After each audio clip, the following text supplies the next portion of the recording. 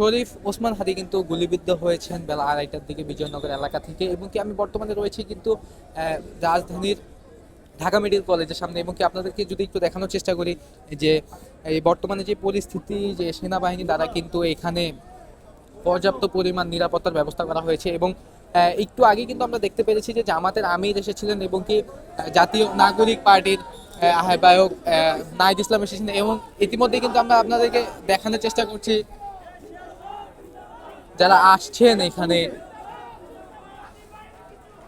AB পার্টির সভাপতি কিন্তু ইতিমধ্যেই ঢুকেছে এখানে। এবং কি আর একটু জানিয়ে রাখতে চাই, এখানে কিন্তু হাসনাত আব্দুল্লাহ, তাসনিম জারা সহ রাজনৈতিক দলের এবং কি ছাত্র দলের সভাপতি রাকিব এবং নাহিদ এসেছিলেন। এবং কি বিএনপির মির্জা আব্বাসও কিন্তু এখানে এসেছিলেন। আপনাদেরকে দেখানোর চেষ্টা করছি যে এখানে যে সার্বিক পরিস্থিতি, এখানে কিন্তু সেনাবাহিনী দ্বারা পর্যাপ্ত পরিমাণ নিরাপত্তার ব্যবস্থা করা হয়েছে। এবং এখানে যারা উৎসুক জনতা আসে, যারা দেখতে এসেছেন, তাদেরকে কিন্তু বারবারই বলা হচ্ছে যে এখান থেকে দূরে থাকতে।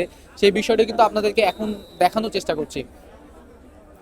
আমরা যতটুকু জানতে পেরেছি যে বেলা 2:30টার দিকে কিন্তু দুর্বৃত্তরা দুই বাইকে করে এসে এবং কি হাদি যখন